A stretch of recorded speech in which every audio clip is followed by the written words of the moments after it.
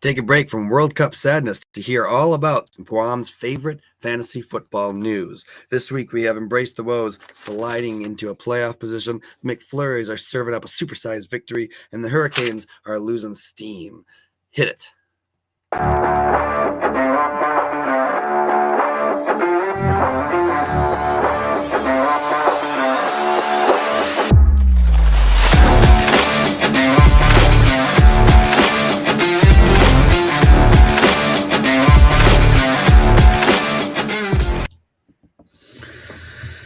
Welcome to the Chuck and Dave pod. I'm Chuck. I'm Dave. This is the pod. Well, we're glad to be with you again this week on this fine Wednesday. Very fine. Chuck's losing his voice, but he's going to power through. There's an important lesson there. He pulled out some of my old Halloween candy, and for the first time, I did not check for razor blades.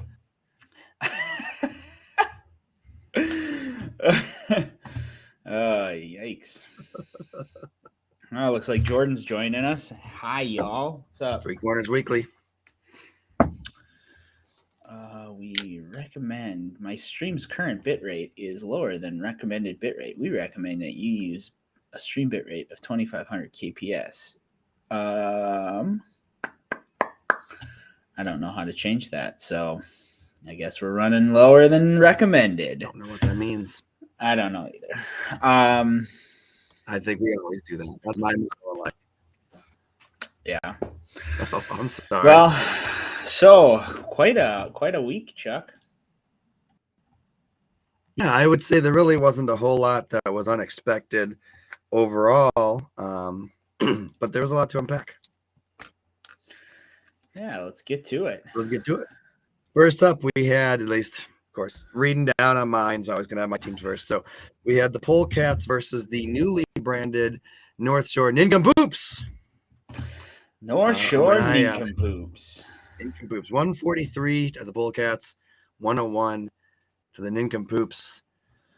I got to say, when I was reading the recap, and you got every time it says North Shore Nincompoops, and it's got 3 exclamation points in your head, you're just like, whoa. Ooh. Yeah. Get amped up. Yeah, nothing to get amped up about them. Actually, there's quite a bit if you're on the not their owner. There's quite a bit. So the Nincompoops are extending their record-breaking losing streak. They are now at 10 straight losses in a row. Could go for anything they do at this point is breaking records. I don't know. Getting 10 in a row intentionally is pretty hard. It's going to be a record I think that stands for a while on things there. But I had to do a deep dive in because there was a stat when I was reading the recap that stood out to me. So I sent it to Sam. And there were 2 stats, first of all. The one I sent to the Discord, if I played Sam every week, I'd be 12-1, which is just wonderful. And then the other one is if the Nincompoops had the same schedule as the Polecats, they would actually be 5-6. Wow. And it's not that the Polecats have had the easiest record on the block or opponent's schedule for things. So I decided, I'm like, I got to do a deep dive because it doesn't make sense. It didn't seem like I think it's because his points against isn't like miles away from the next team. And so I never really stuck out as that. But to go that bad, you have to have some bad luck on your side for things. So looking at his points against, he's currently at an average of 123.66 against him every week, which is pretty high. Yes. The record right now was set in 2019 by Todd at 118. So he is currently 5 points over the record. This is just a record-breaking season. It truly is in a lot of ways. The 16-game total record is 1,903 points. If Sam scores less than 98.5 points over his next 3, he will break that record within the 16-game sequence. And the 17-game record, which we only have had 1 year of, was actually set by me last year with 1,984. And as long as Sam scores less on average 94 points over his next 4 games, he'll take that record as well. I didn't realize just how bad he had it in for luck here for things. He's just had, when teams play him, they just go off. And as I started looking at other people matchups later on and looking back at how they've done over the past few weeks, like even teams that have been doing bad, when they've played Sam, that's the week they do well.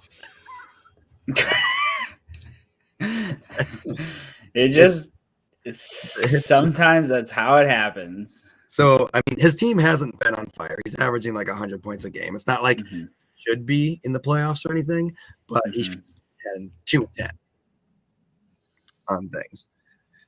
The Polecats are also continuing to break records. They now have 6 biggest blowouts, topping the previous record of 4 in the previous years.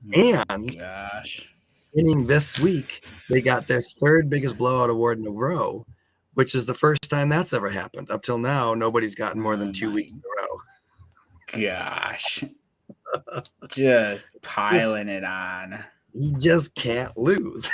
Right now. I was piling it on. Honestly, I was on my walk on Sunday night with Andrea, or Monday night, I remember. And I was like, man, I'm kind of disappointed because originally my projection was in the 150s and now it's down to 140. I told her, I'm like, next year when I'm scoring 98, it's going to be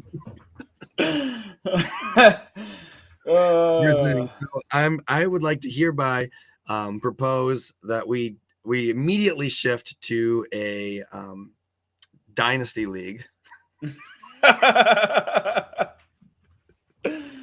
I think Sam might have something to say about that. Oh, man, it's about the grind. I mean, honestly, I would love to see what my team could do in the future. I think I can push them because I've really cultivated a winning culture now in the McFlurry. I would say the team has definitely been responding to you more. Yeah. In weeks. It seems to be. Brought in Joe Burrow. Yep. We brought in some talent. We got rid of some of the toxic players. Yeah, they're seeing that you're working for them. Yeah. You're a player's man. Couple other interesting things here. The last time that someone other than the Polecats or the Fergles got the biggest blowout award was Halloween. Yikes. That's 2 months ago. That is 2 months. Month and a half ago. A month and a half of domination there. And if we add Josh to the mix, it actually has been since my wedding, the week of October 8th, that somebody else has gotten it. So now last year, in the first 8 weeks, every single team won the biggest blowout once. Okay. It was like perfectly even. And this year, the Hurricanes, McFlurries, and Suck Stops here have not gotten a biggest blowout award yet this year. Sam, actually, despite how bad he's been, this was the first week he's been on the losing end of a biggest blowout. First time, leaving only the Bulldogs left as the only team to not be on the losing side of a biggest blowout. I'll be talking about the Bulldogs later on things. Last couple stats I had here.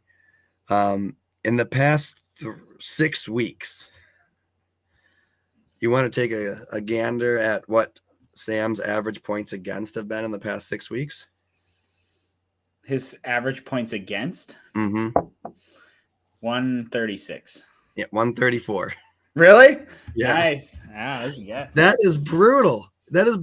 You could be hitting 130 every week and go 0-6. Yeah, that's just like he's not gonna win. So it's probably good that he's only putting up like 100 points, because if he was doing better, he'd still be losing and he'd be way more upset. He never gets upset, but yeah. Meanwhile, the Polecats over the past 4 weeks are averaging 154 points a week. And so, like, unless you're putting up 160, you're not beating you. Yeah. So What can I say? What can I say? So I wanted to take a deeper dive on Sam there because I felt like there's no way that his team is that bad that it actually has earned a 2-10. He's just gotten the worst luck on of the straw there. Any comments you have for the Polecats versus the Nincompoops? I just took a bunch of time. No, I just saw that you guys you smoked them again. Like I had no shot of even like it's just like I just want somebody to do like I want you to have at least an average week one week. What I will say is I got the highest score by like 0.5. Nope, 0.4. Yeah, it was 5 very points or 0.44. It was very close. You got the 7-0 this week. You were on top of the world, McFlurry. The 7-0, you would have beaten all other 7 teams. Oh yeah, this week. Yeah, it's it was a good match. I mean, I got another A+ this week. I actually didn't look at the stats, Matt. Dang. I didn't look at the stats, Mac. I'm sure you have had more. Don't worry, it's the suck stops here. Just because you lost doesn't mean it's all over. But you really should have won. Fists and McFlurries are clutch masters with more close wins than the suck stops here. The starters for Fists had more big plays. I've got more blowout wins this season than the suck, 2v1. I wonder what the algorithm counts as a blowout win. How much you got to win by?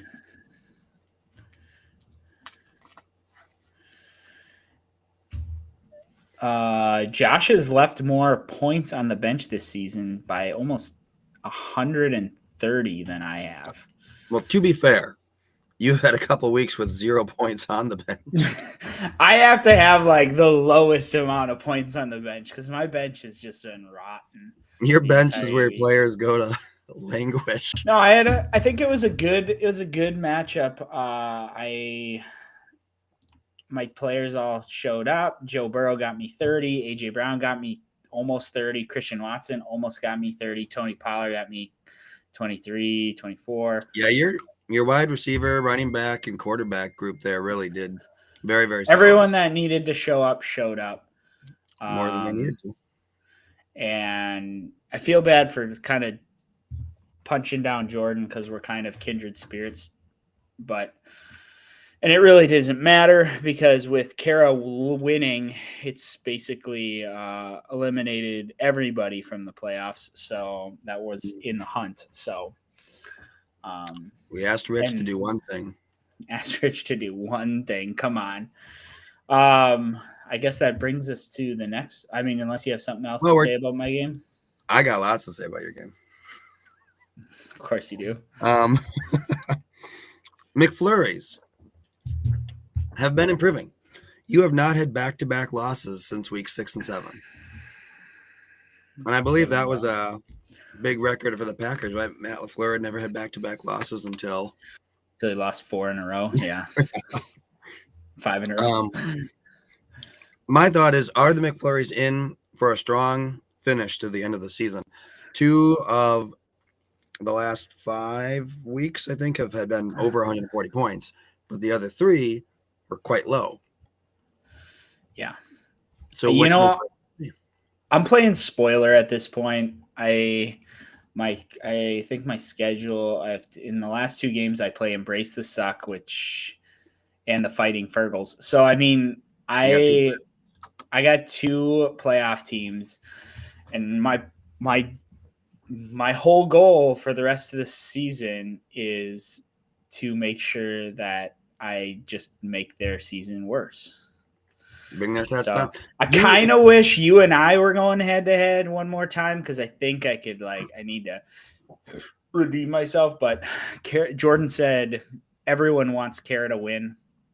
I think everybody, but Yeah, I think everybody but Chuck, Josh, and Dad want Kara to win. I think most of See, the whoa. All of the loser bracket people want Kara to win.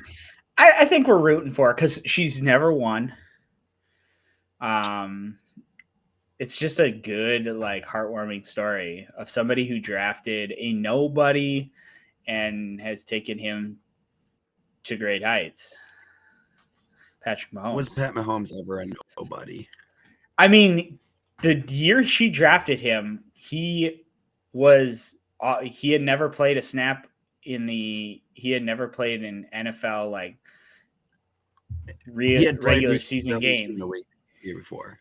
Yes, he had played week 17 and he was lighting it up in preseason, and it was like a 14th round pick. And I told her, I'm like, just pick up Patrick Mahomes. I've heard he's been doing well. Boom. I would agree with nobody if she had picked him up the year he sat behind Alex Smith and then she made him a keeper. That would be a nobody. I mean, story. I think it's safe to say that almost everybody wants Josh to lose. Except Rich. Now, wouldn't Todd be the ultimate feel-good story? The man that would be good. I'm good with either of one of those.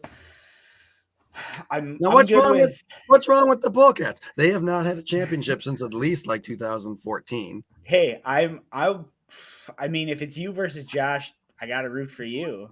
I'm not fourth, then I'm third. So that'd be like the, to put it in real words, since Jordan and I are using the analogy of the Cowboys in relation to Josh, it's like if you were the Chiefs, so you're like rolling teams over, like, yeah, I'm gonna root for you. Like if somebody else from the NFC came along, and if it was like, the Giants or the Eagles, I might root for them instead, just because you want the underdog to win. So if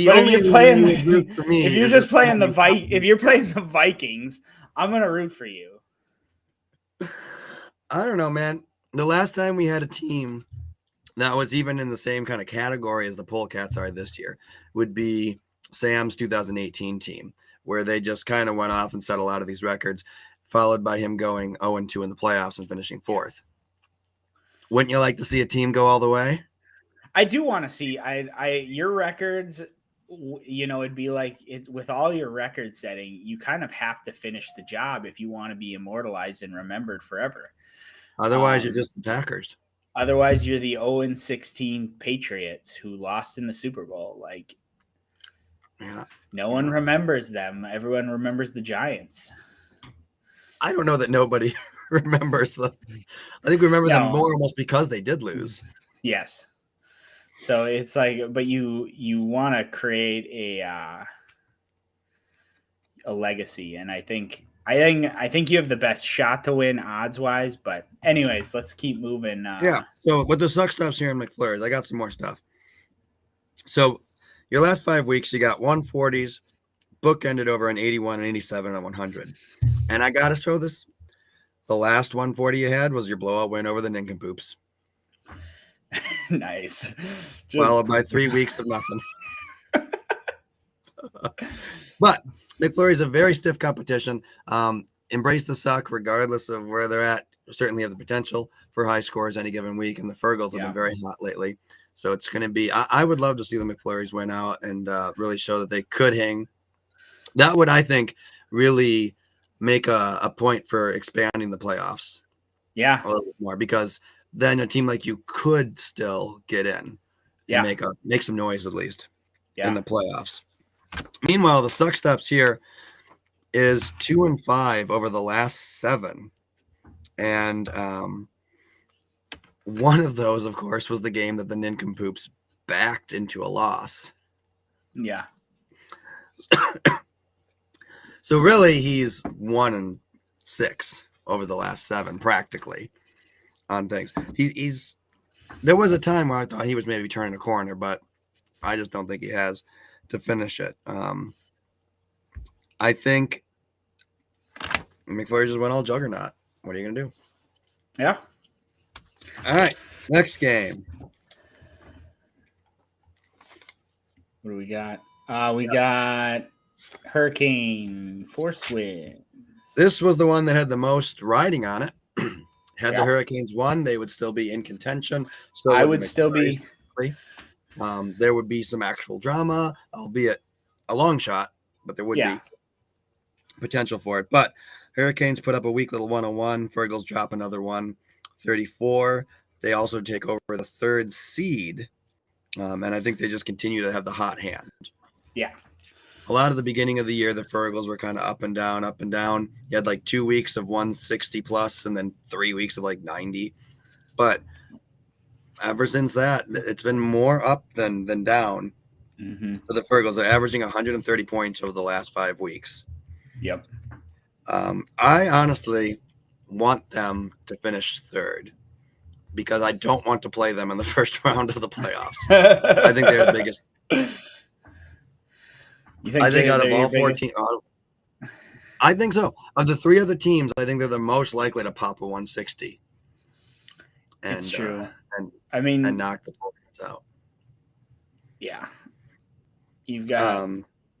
So I'm pulling for her to get that third seed up for Josh. I think Josh is probably the weakest of the playoff teams right now. We can talk about that later. Meanwhile, the Hurricanes are just in free fall.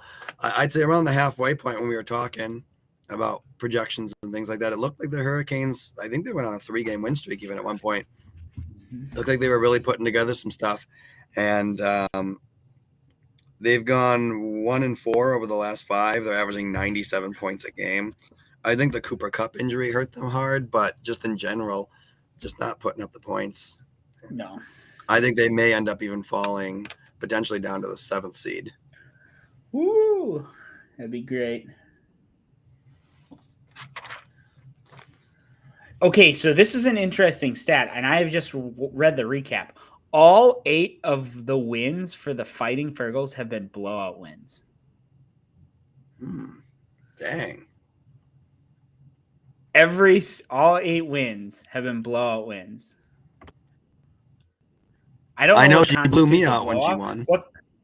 What constitutes a blowout? Is it like over 20 points? Well, let's see. She beat you by 37, and then went on to beat me by about 50. Beat the Nincompoops by 66. Beat Hurricane Force Winds by 30. Beat Suck Steps here by, like 80, 70 some points. It was 159 to 84. Yikes. Sorry, Jordan. Beat Embrace the Suck by, looks like about 50. And then beat North Shore by about 25 and Hurricanes by 35. My guess is 20 points is where 20 points must be considered a blowout. That's insane, though. That's a crazy stat. But I think her losses, her loss to the Polecats was by 65 points. That one was a blowout. She lost by 23 points to Embrace the Suck. She lost by about 16 points to Suck Steps here, and then the other 2 losses were like by 2 points. So she's had close losses and big blowouts. So with a little bit of luck, she probably could be sitting at 3 more wins on the record. But I'm telling you, she's a scary team. When her team hits, and it's happening more often than not, it is not one to be messed with. Get any other nuggets on there? No, I was just kind of like every once in a while they throw up some interesting.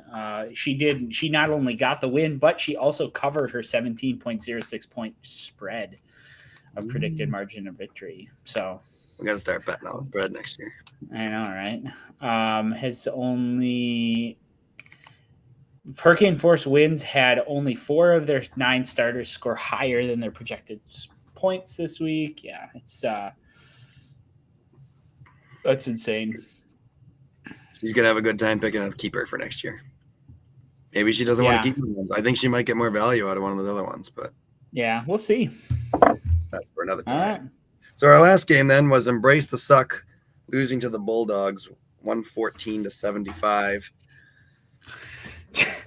God's just getting the luckiest breaks. So He scores 114 points and wins because Josh puts up 75. Mm-hmm. This made me do a little bit of a deep dive too, because I was like, dang, the Bulldogs, they just don't seem like they've been that great lately. And yet they're still matching the juggernaut Polecats win for win. Like, you've got one team that's like shattering records and another one that's just like and they're both at 10 wins. I'm like, how is this happening? And I wrote here, the Bulldogs are playing to the level of their opponent. Yeah. Which shouldn't even be a thing in fantasy, honestly, but like, it's happening. But it always happens. It's happening here. What did I see? Going back to week 7, other than, of course, when they played the Nincompoops, they are just around the opponent, averaging only an 18.7 point difference from their opponent in that time. Wow. And that includes a blowout loss at the hands of the Polecats. Without that, they'd be averaging like 15, 13 point difference. So he's just always win or lose, like right around where his opponent is, if you look at his schedule. Yeah. And that just astonished me. If he gets a low score, more often than not, his opponent just happens to get a lower score.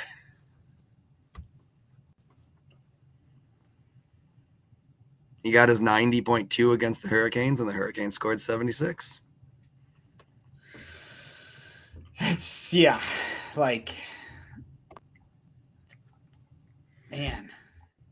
Lucky man. I think he's been, if Sam's been the unluckiest, Todd has been the luckiest. And I'm telling you, they got each other's teams, man.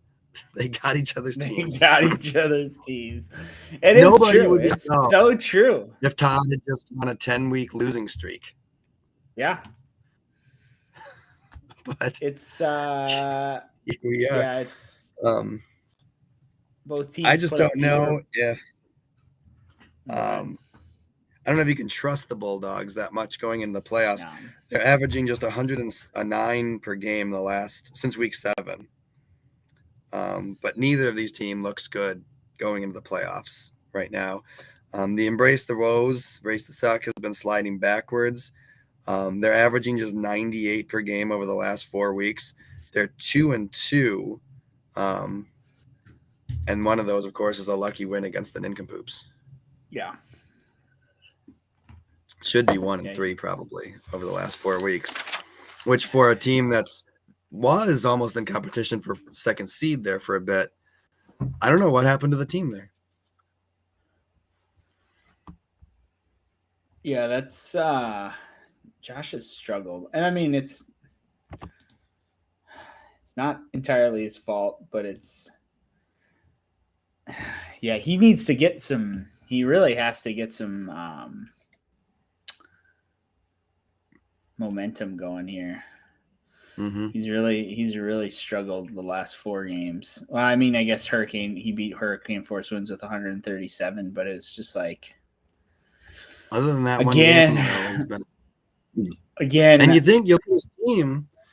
You got Chubb, you got Henry, you got Kittle. Although I think Samuel and Kittle are going to suffer now with Mr. Irrelevant throwing them passes, but yeah, is that really his name, Mr. Irrelevant? Yeah, he was the last pick in the draft this last year. Oh, that's what that means. I was curious. I'm like, what do they keep? I didn't do much research on it, but I was very curious with that. What they were. I keep a stat in our league about each of our own Mr. Irrelevant each year. Actually, okay. Who was Mr. Irrelevant for us? Let's take a peek.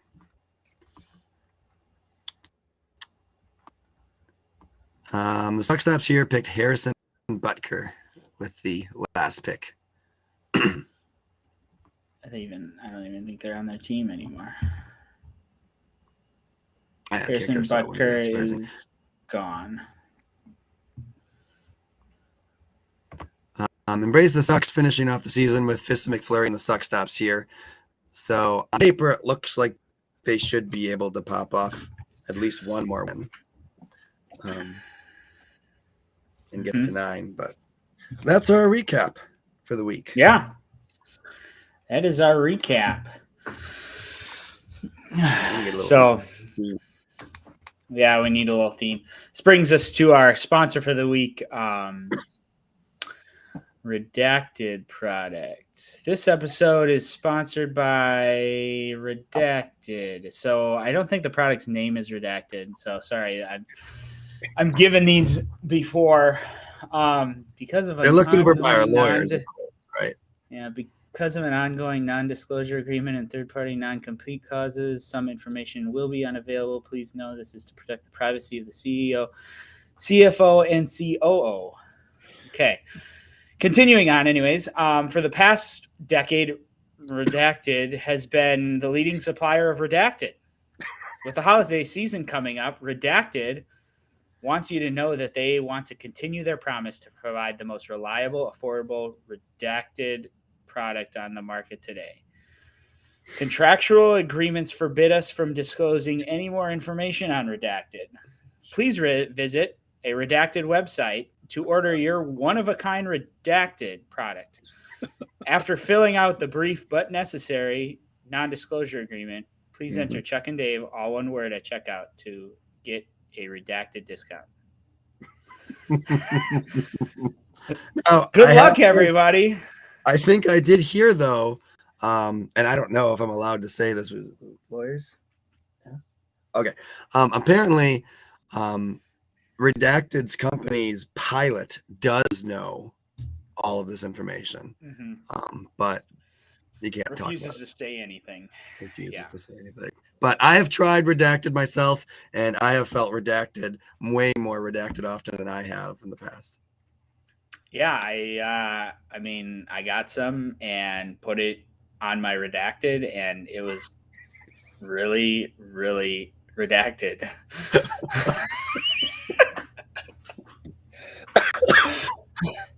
Oh, love it. Anyways, moving on. I think Josh is happy to be off the list there for this week.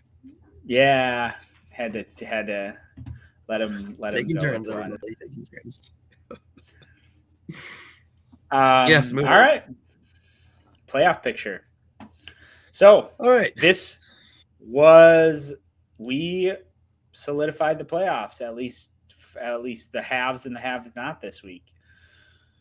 Sucked, but that was a really depressing to log on and see all the little stars and see 4 little stars, because that meant my playoff goal hopes were crushed. But there is still some crazy wiggle room as far as seeding goes. Oh, absolutely. And I mean, you're looking at it, you got 2 10 wins, 2 8 wins, 2 5 wins, a 4 and a 2. It's crazy.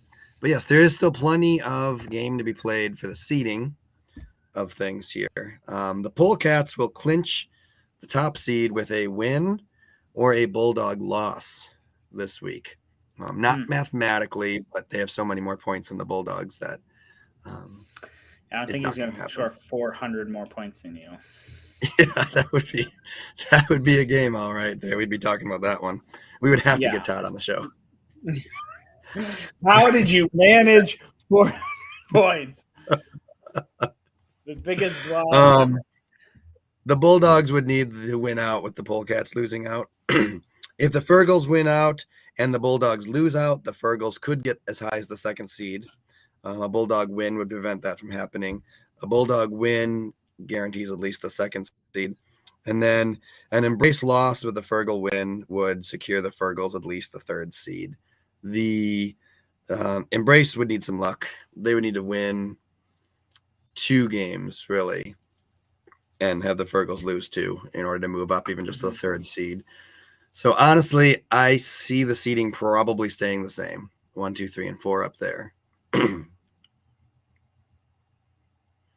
Yeah.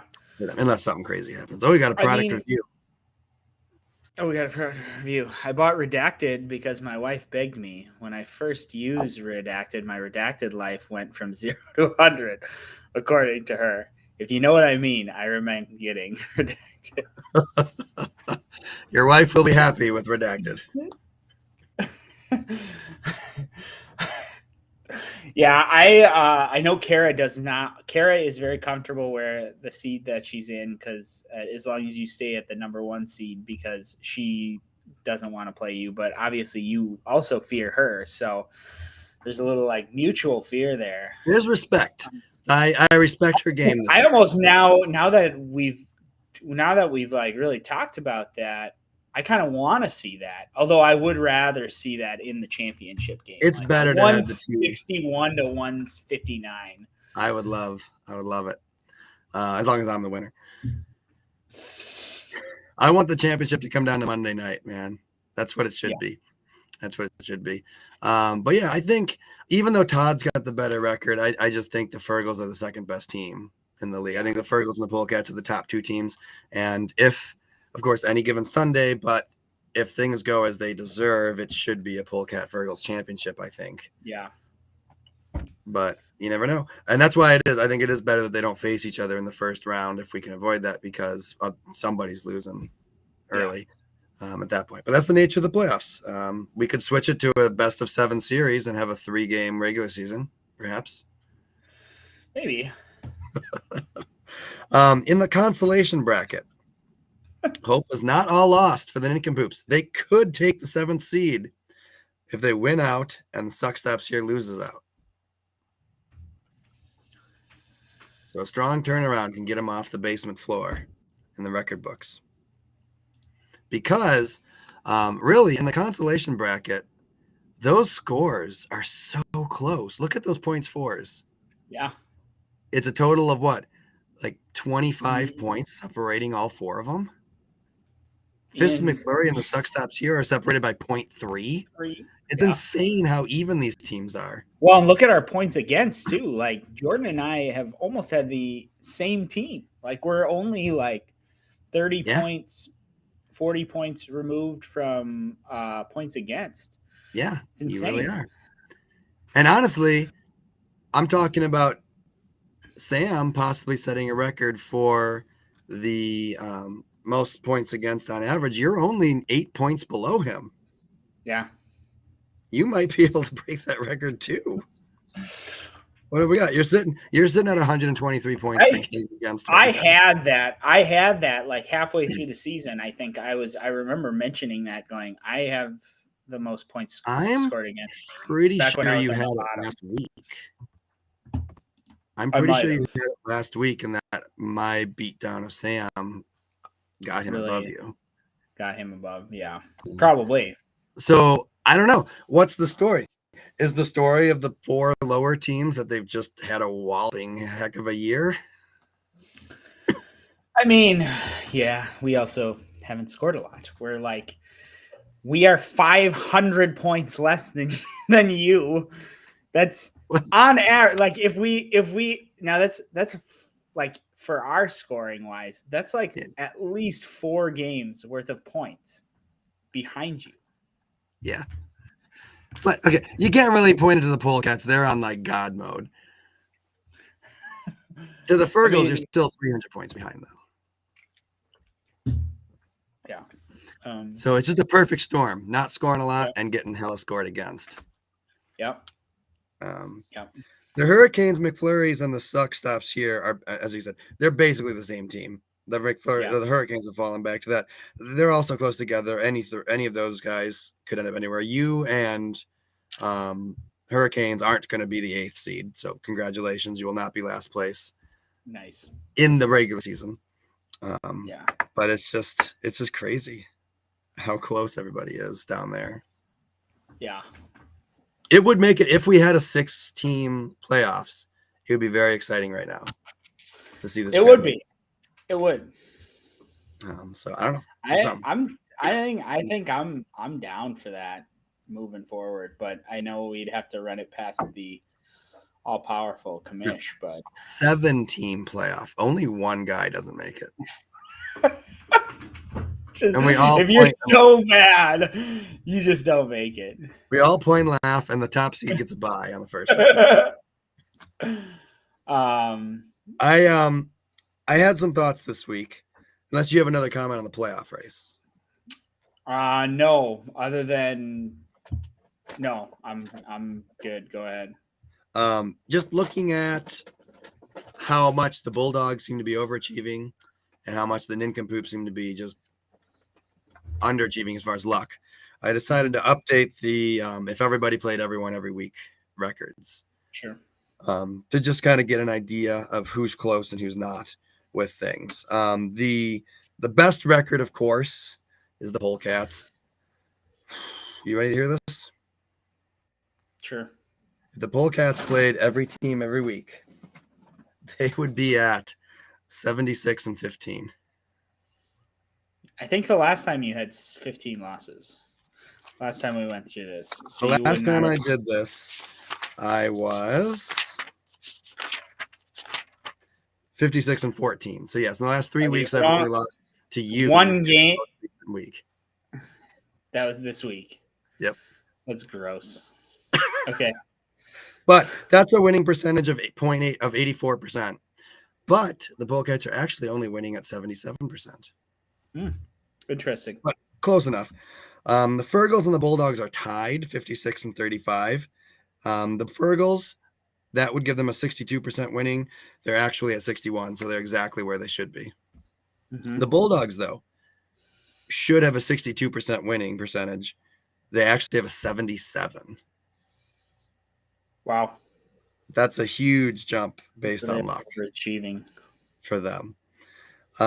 Embrace the Suck is 54-37. They're about right. They would be 59. They're 61. And then you have all three of these teams that are right next to each other. So the Nincompoops would be 33-58. The Suck Stops here would be 32-59. The Hurricanes would be 31-60. So the Nincompoops actually should be probably fifth place. They should. They should have a 36% winning, and they're at 15%.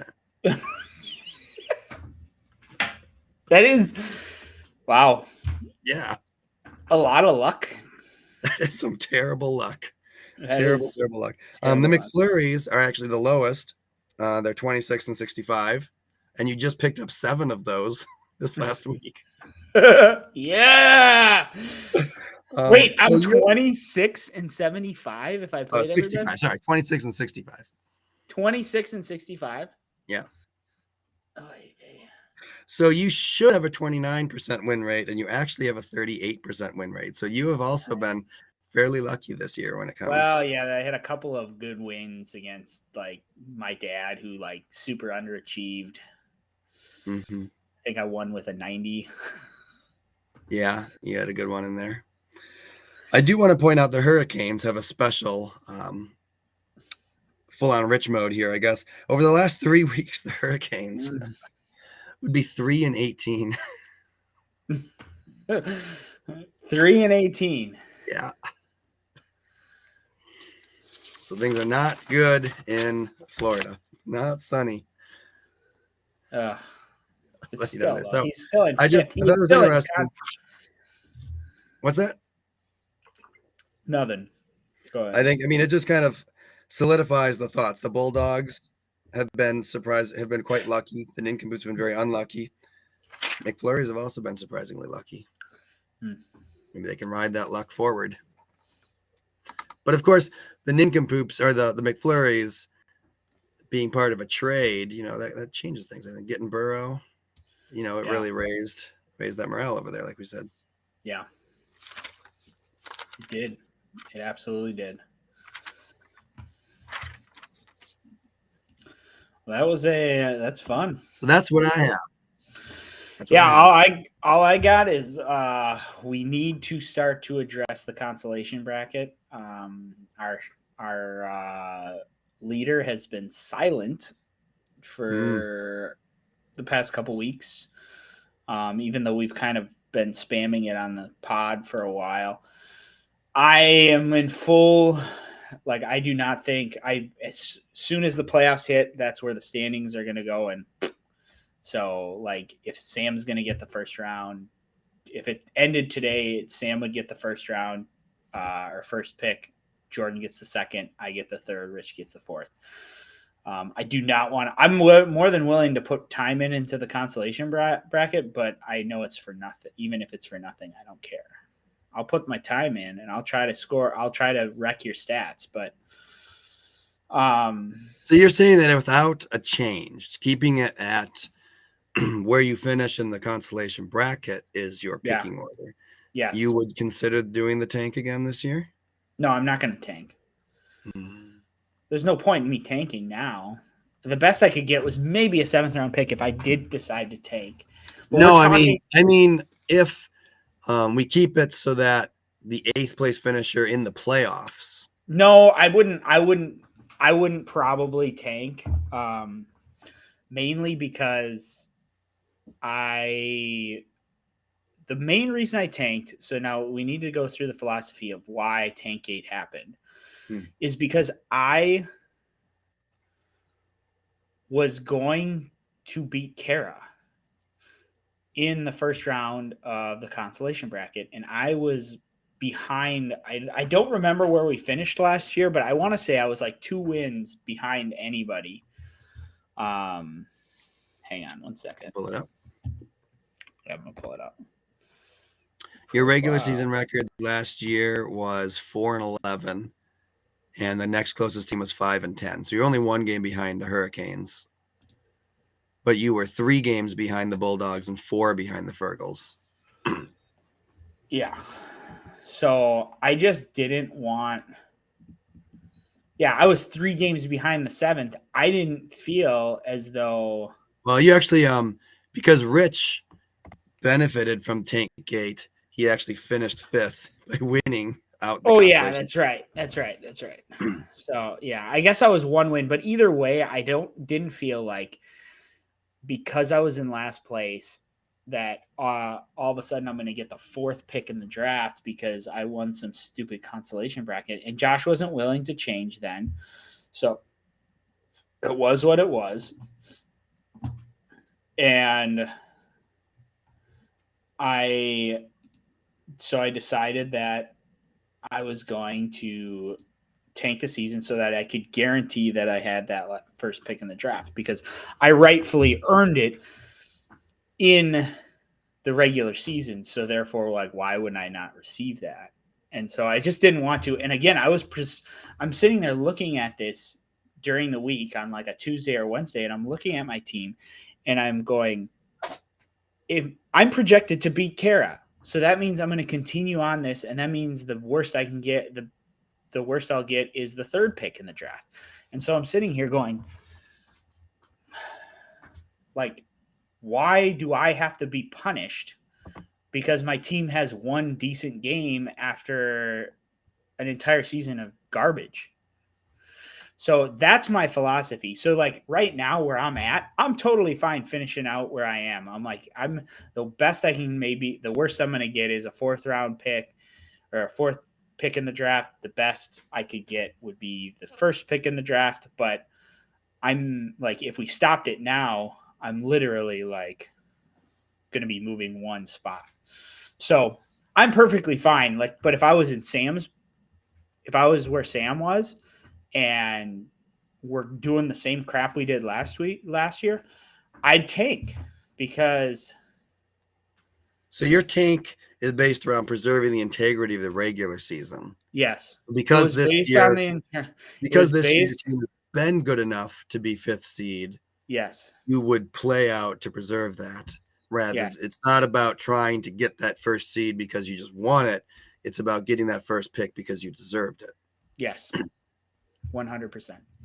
All right. Now here's an interesting thought you could have.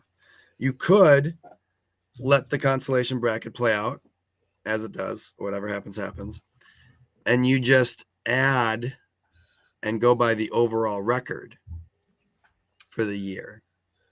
So you could potentially pick up 2. You could potentially pick up 2 wins, but it may not affect you in the. We can't really look at last year as an example for that. But if we go back to 2020, the Hurricanes came in with a regular season record of 5-9, and then the Polecats and the Buckstops here were 6-8. This Buckstop here won and moved to 8-8, but the Polecats lost out, ended up tying the Hurricanes at 6-10 for the overall season. Now, in this case, Rich would probably get the 1st pick on a tiebreaker by having a worse regular season record, and it would have been preserved. I think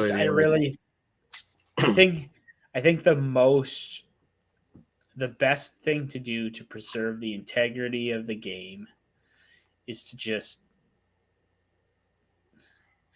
in the real NFL, if we want to compare this to the real NFL, there is no consolation bracket. Like, you pick where the chips fall at the end of the regular season. So the last place team gets the first pick. I really think that's the way it should be. I don't want to be muddying around with doing stuff. And I think that's the easiest thing to do. Now you may have somebody like Rich. I could see Rich chiming in and using his algorithm to say, well, maybe I'll lose out and get the first round of the first pick in the draft next year. But I really think, as far as like the way it goes, I think everybody can be on board with that. I don't think we need to muddy with this. It's just like, as it ends, boom, that's how it ends. And I think it's fair. I think basing it off the regular season, I know one of the things Josh has said is, well, they could just tank at the end of the regular season. You could. But look at this one here, our season right now. Probably the most lopsided season we've ever had, as far as 2 weeks left and the playoffs are done. There's nothing left to do for those four guys but to tank. But even as late as last week, all the way down to 7th seed, had a chance of getting in the playoffs, even with how far apart things are. So, And at this point now, tanking would not get the Hurricanes or the McFlurries the first pick. Yeah. The only one that could is the suck stops here, potentially tank and take and that would only move Sam to the 2nd pick, which really isn't a huge thing. It'd be stupid to tank for that. But so even in a season here when things were so wide apart, there really wasn't an option to tank and try to get that pick. And the pick isn't valuable enough that somebody's going to start tanking around week 9 to try to get it. Mm-hmm. So I don't think people would really start tanking. It would have to be a pretty weird year. And we could, and again, bumping it to 6 teams in the playoffs would probably affect that as well. I think if you went to a 6-team playoff and 7th and 8th were just locked in 1st and 2nd pick in the draft. Yeah. Honestly, I don't know if there's a way to do it, but you could probably just make it so they don't have to play the playoff games at all. Yeah, they'd have to at least get a bye. You can eliminate They'd have to get 2 byes. They'd have to take 2 byes like we did several years ago, and then just play 1 game. So I don't know if you could just eliminate them completely and just make it so they don't have to play at all, and we're not messing around with that stuff. I think that's the best thing. I mean, again, things to talk about after the season's over, but I'm on board. I'm on board for this year with locking it in 2 weeks from now. Sam probably is the first pick, and then you 3 guys or wherever you lay. Yeah, I'll set up I'll do a poll on Discord. You have to get Kara. Is Kara even on Discord yet? No, she's not. I see Chuck. I see Sam's on twice, so at least he's got 2 guys. I'm assuming Samwise and Sam Spencer 23 is gonna give him 2 votes. We got a vote right here. Yeah, we got a vote. So we'll get that. But we should move on to I agree with 16 playoff. That we can't implement this year, though. We can't implement that this year, but next year. Moving on. Time to look ahead. Time to look ahead. So just to update the scores, Chuck, you and I both got 3-1 this week. So now you are officially at 12-4 for your picks this year, since we started picking anyway. And I am 10-6, so I'm 2 behind still. We're both doing pretty solid. Now, you should be 11-5 because you should not have picked Sam last week. It was there's hope that he's just gonna do something. Like all of a sudden, his team's gonna like rocket to That reminds me of that that meme that goes around with a kid like poking something with a stick. He's like, just do something. All right. Well, first up, we've got the 10-3 Polecats against the 4-9 Suck Stops here. What did I write here? Oh, I think the bye hurts the Suck Stops here a little bit more. They've got several guys out. And then, I don't know, maybe the Prescott will just go off against Houston. Yeah, it's so. Can Jordan slow your momentum? I don't think so. It doesn't seem like he's updated his team, or his team is just no. He's got 2 players out, so he's going to have to switch out his but kicker. It's the kicker and the tight end. Kicker and the tight end. I mean, I'm just going to throw this out there. The Polecats have the Dallas defense against Houston. Yeah. I think 10 points there is very conservative. Hoping. Yeah, probably. I just don't know how you couldn't pick the Polecats here unless you're trying to launch for the Stars or something. I'll pick you, Chuck, just because I know you're going to win, but sorry, Jordan. There's just too many pieces on the Polecats. He has too many people out. You know, he's got Aaron Rodgers out. You know, it's just Cortland Sutton's still out. It's unusual for such a late week to be hit by so many buys. But there's a lot of teams on buy, 6 teams on buy. Yeah. So all right, next one. We got the 8-5 Embrace the Suck versus the 5-8 Fists of McFlurry. Fists of McFlurry. This one was tough for me. It's going to be close. Now Josh has his kicker out, so it is going to end up being a lot closer than the projections say right now. I think Embrace the Suck has a little more firepower overall, but they've also been really disappointing the last many weeks. And I just don't. I just feel like I trust the McFlurries a little more on this one, and I'm going to go with the McFlurries. Chuck will score 280 anyway. I sure hope so.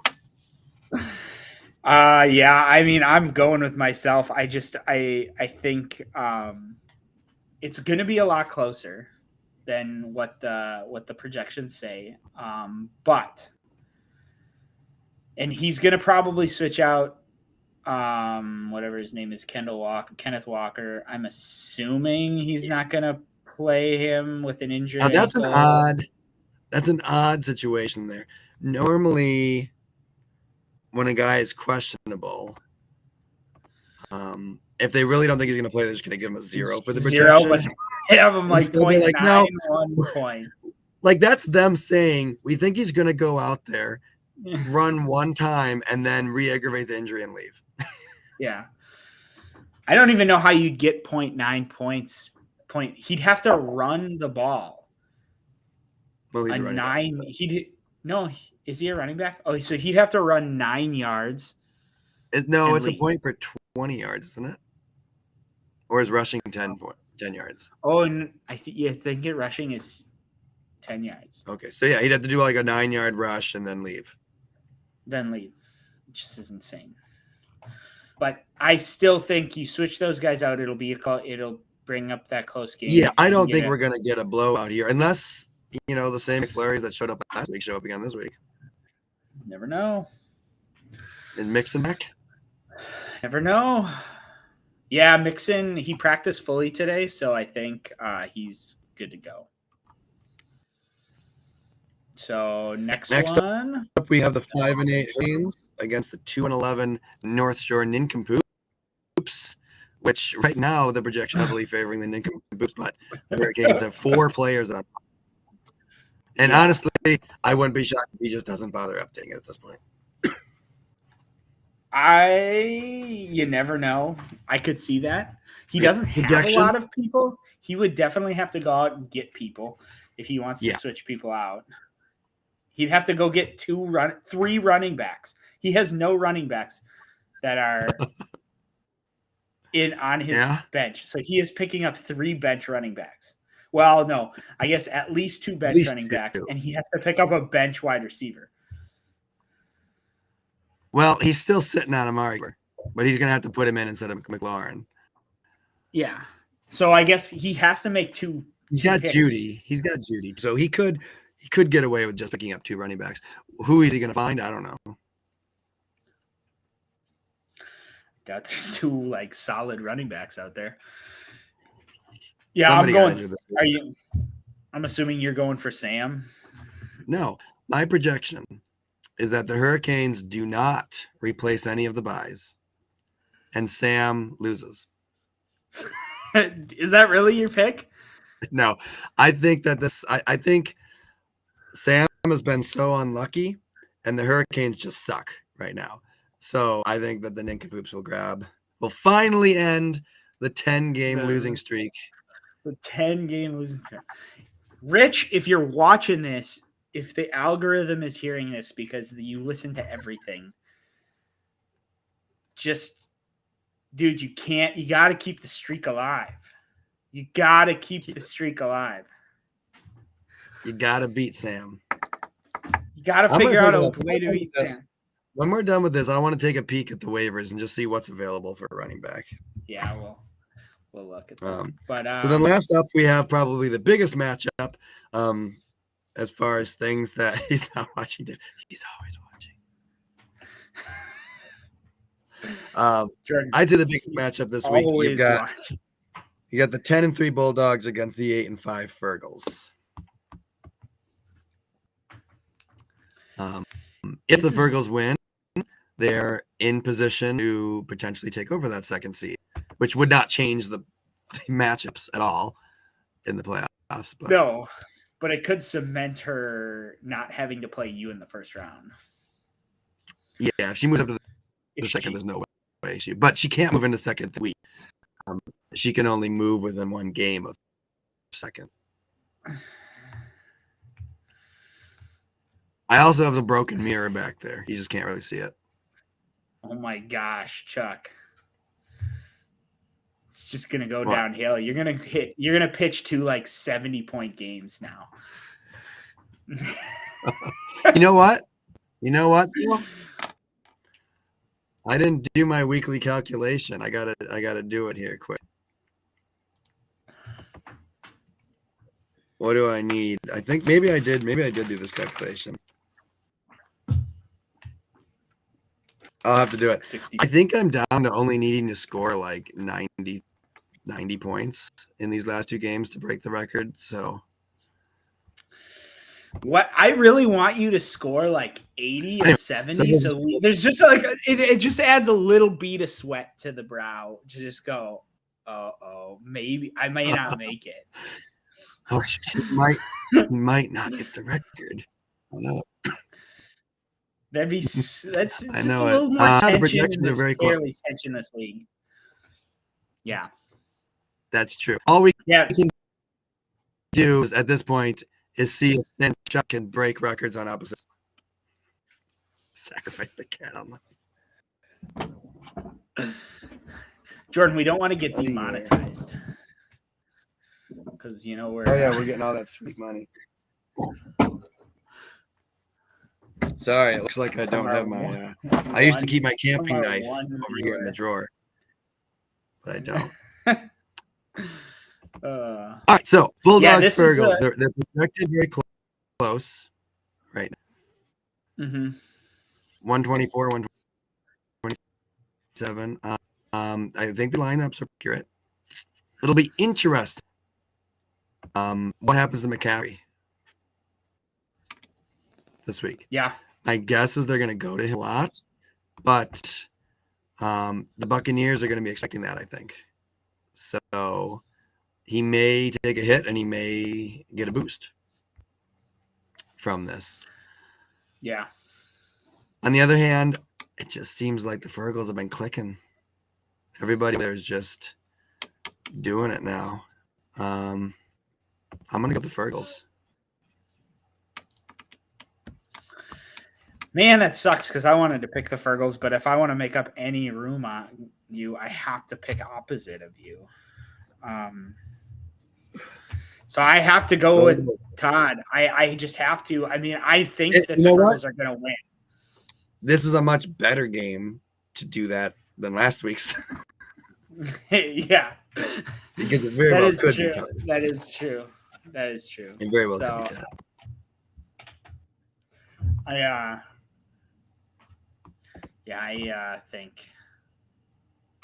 I think Kara's gonna win. She just has a better team. My dad's team is good, but he's struggling. I mean, he's sitting there with Geno Smith. Because Lamar Jackson's still questionable. Man, that sucks. What really sucks is Geno Smith actually. I really don't. Geno freaking Smith has played better in the last 3 weeks than he played at all on my team. But all right, I have the official stat here. So for season long, breaking the record for season long points scored, and so this includes the playoffs. The Polecats only need to average 72 points a game. Oh, that's worse than the 90. And their lowest score this year is 112. So it'd be fun. It would be fun just to make it seem like it's going to be closer to see if Sam can get the most points against, or if you can get the most points against. We got a tight battle there. Yep. Let's take a quick peek at the waivers available for running backs for Rich. Sure. Or Rich, I should say. Rich. Running backs. We got the two top guys are on injured reserve. Perrine is probably a good choice. Yeah, if Mixon back, I don't know if that's gonna actually be I mean, Raheem Mostert, although he hasn't really been scoring much in the last couple. Kareem Hunt, man. I mean, that is some slim pickings for running back. I do not envy. Well, I mean, Latavius Murray projected an 11. That's surprising. He's taken over the lead role in the backfield, but he's playing a tough defense in Kansas City. Yeah. But at least he's the lead back, so he's going to get the carries. Kenyon Drake. Yeah, I mean, if I'm Rich, I'm picking up Latavius Murray and maybe Perrin just to you go with Latavius Murray. It's possible that even with the back, Perrin will get more than he did before just because he did so well in the absence. It's true. Honestly, and you know what? It's surprising me that he sat on the bench for 3 weeks, scoring 27, 17, and 19. Actually, I take that back. I would take Pacheco. He has been red hot the last 2 games. He's been he's almost projected 12 points. Is he taking over their lead back stuff? Yeah, he's pretty much taken over the lead back. Oh, yeah, look at his attempts. He got 16, 15, 22, 14. He's definitely getting fed. Yeah. So. Yeah, I mean, he's got some options there. Would it be enough to beat the nincompoops? I don't know. But it'll be interesting to see what he does.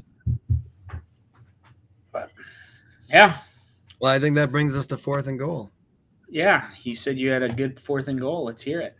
I do. So one of my favorite things to do Monday morning is there's a website called The Ringer, and they do mostly sports and media. So like whenever a show is real big, like when they had the Andor, they like would comment on every show, and when the House of Dragon and stuff like that too. But mostly sports stuff. And so they always do one called the winners and losers of that week in the NFL. And it's kind of a fun take on it.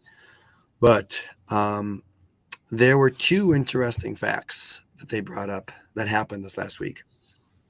First of all, the Browns, who are now officially a team that I want to lose every week, they never scored offensively, but they still won because they had a punt return for touchdown, fumble return for touchdown, and interception return for touchdown. And they're only the 7th team in league history to have all 3 of those things happen. So whoever had the Browns defense last week, I don't think any of us did. No. Should have had them. But the bigger thing was, and I've talked about Jeff Saturday before, turns out regular people cannot win NFL games unless they're playing Josh McDaniels. But they were close. And then Dallas whooped them, outscoring the Colts 33-0 in the fourth quarter. Yeah. 33-0.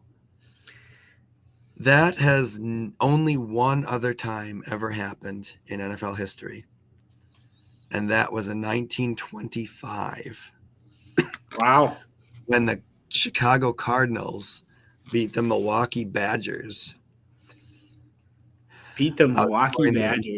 Outscoring them.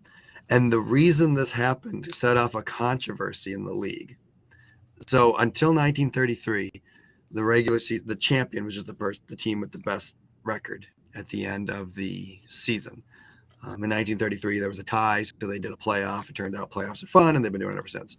But before that, it was just regular season.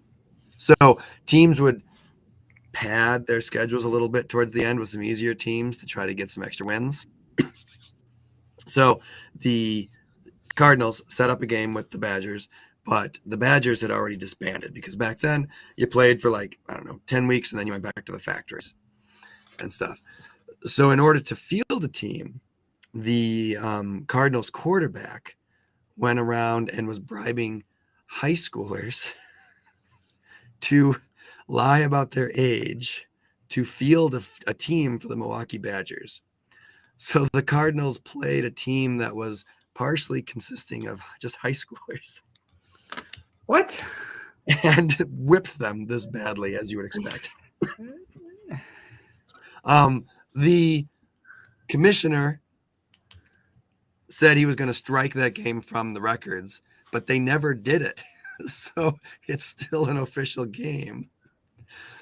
So this Cardinals beatdown by the Cowboys was actually the first time that 2 professional teams had such a lopsided fourth quarter. Wow. That's pretty insane. And yeah, I watched that game. Honestly, there was a lot of luck involved, a lot of weird. Yeah. It was a lot of strange, weird things that happened during the game that made that game so strange. But yeah, that's some crazy stats. That's a crazy nugget of history. I wish we lived in the 20s. I know, right? People wouldn't know about football, honestly. Yeah. With as not popular as it was. It's true. How about you, Dave? Dude, I hate Tom Brady. I hate it. Yeah. I hate it. I watched that game, and there's no reason that the Buccaneers should have won that game. And again, it's just he had striked some deal with the devil, and eventually Satan's gonna come and collect his soul, because it's just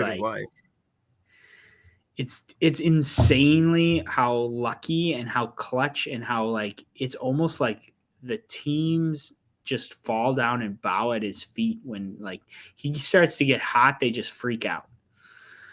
It's gross. I don't like watching it. I know that a lot of normal impartial NFL people love watching that stuff because it's just who Tom Brady is and how he's always been. But it's just, you just want, and I was telling my brother this, and even though I'm a Packer fan, I love Aaron Rodgers, I love all this stuff. It will be much more fun to watch the league when the old guard is gone, when you don't have to deal with Tom Brady's and Aaron Rodgers anymore. Well, there will always be an old guard. I know, and it'll just be Patrick Mahomes and Josh Allen. It'll be Josh Allen, Patrick Mahomes, Lamar Jackson. But I'm ready for that era of the NFL, and I'm done with the era of every year praying that the Buccaneers don't make the playoffs or they get bounced right away so we don't have to deal with them. And I'm sure everybody who's not a Packer fan is praying that Aaron Rodgers doesn't make it to the Super Bowl. But the quarterback only plays on offense. And a lot of these great Tom Brady comebacks require him to go score quickly.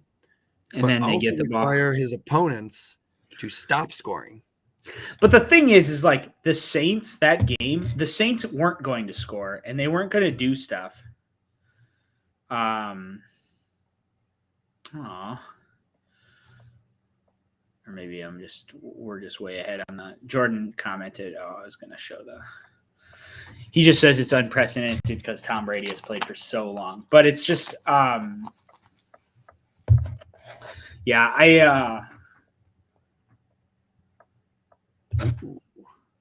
on that. I think it'd be interesting to go back and look at, if somebody were to look at all of Tom Brady's comeback wins and how many of them also involved the opposing team having an offensive collapse. You talk about 28-3, right? In the Super Bowl. That wasn't just because Tom Brady was able to get a bunch of onside kicks and score a shit ton. Yeah. The other team has to stop scoring to do that stuff. And so often he's been on a team that's been able to have a defense that can do that. And so often he's been in a division where the other teams just don't want to win. I mean, he got out of the AFC East just in time for the Bills to really turn it on, and the Dolphins this year too. And which is why I think you've been seeing rumors that he's going to go back to the Patriots. I'm like, there is no way on earth that he's going back. He's not going to go. Well, I don't see him going back to the Patriots to play against the Bills and the Dolphins. Three other teams that now are fairly good. Like the Bills, the Jets are decent. They're not like perfect, but they like put up a fight. And the Dolphins, where the heck did they come from? So it's like, does Tom Brady want to leave the gluttonous buffet that he has in the NFC South, where he can just feast on those teams as an old man? If he were going to go to someplace else, it'd be the NFC West. Probably. He could feast on the Rams, the Cardinals, and the Seahawks. It's true. And probably the Niners next year, because who knows what Trey Lance will be like. Yeah. How long do you think he plays? But yeah, he's just so often had such a, and it's the endless debate. Was it Belichick? Was it Brady? Well, Brady won a Super Bowl without Belichick. Must have been Brady. But I think a lot of it was Belichick. A lot of it was the weak conference. A lot of it was that he kept taking structured deals so they could pay for other players, actually. Yeah. Jordan, I think he plays for as long as he has talent around him. So I think if they don't make the playoffs, which is still possible, or if they get bounced right away, which is probably more possible, he will either retire or he moves. If he doesn't move, he's not sticking with Tampa Bay to like sit, because you just hope that your team's going to get better. Like they kind of have created this team of the elderly, and Well, they brought in a win couple now, years ago, and now that's passed. Yeah, and now since the win now is over, now you're stuck dealing with the fallout from the fact that like either all these guys leave or they're too old to keep playing. But there's not many teams that would probably be willing to take Brady that have a complete team.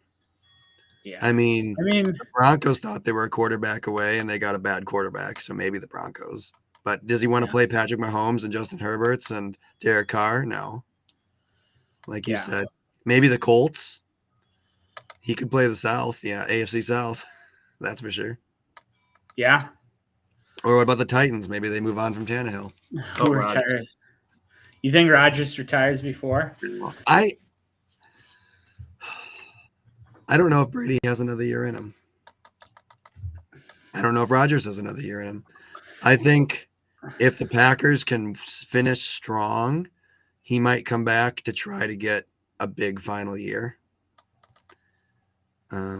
If we end up just kind of petering out here, I don't think he wants to be in a rebuild at this point. Yeah. But, I mean, he's got a bright spot. Romeo Doubs was good earlier before he got injured, and Christian Watkins is finally coming on. If we finally have a receiving core, maybe he wants to come back one more year and try to make it happen. But it's a grueling season for a 41-year-old to deal with. Yeah, I think I have a hard time thinking that Rodgers is probably gonna. I mean, he said we'll know by the time they need to make a decision on Love's option, but I don't know. I don't see the Packers. I mean, I think the Packers will win their next game against the Rams, and then they'll be feeling good. But I don't see them beating both the Dolphins and the Vikings. Yeah. No. If they do, then they deserve a playoff spot. But I don't think that they will get both of those. No. Well, I think that's it. I think that does pretty well wrap it up. Even with a sore voice, you managed to carry on an hour 22. We made it through. I'm feeling it. But I just can't stop talking. I know. Well, thanks for paying attention, Jordan. Appreciate you sticking through the whole hour and a half. I know he's an hour ahead of us, so it's 11 o'clock there. So yeah. We got some stuff in the mix coming up here. Chuck and I are pondering a awards show banquet. So clear your schedules for an undetermined date. Probably should just clear your schedules just for the next month. No, but it'd be really fun during that to actually have the people come in during that live stream. I thought, like, have them call in and like we could go through like every award and they could give a little speech or something like that as at least for the bigger awards.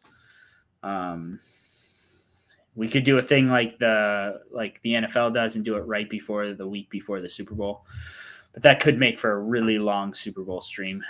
But we're only going to be really talking about, I mean, I'm not going to talk about consolation brackets for very long. So, but yeah, so be on the lookout for that stuff. We'll probably throw some stuff in Discord for that.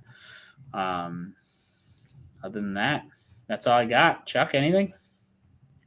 Hopefully next week we witness the return of my voice. Yes, sir. All right, guys. Kids. Thank you for sticking it out. Hope you guys have a good night.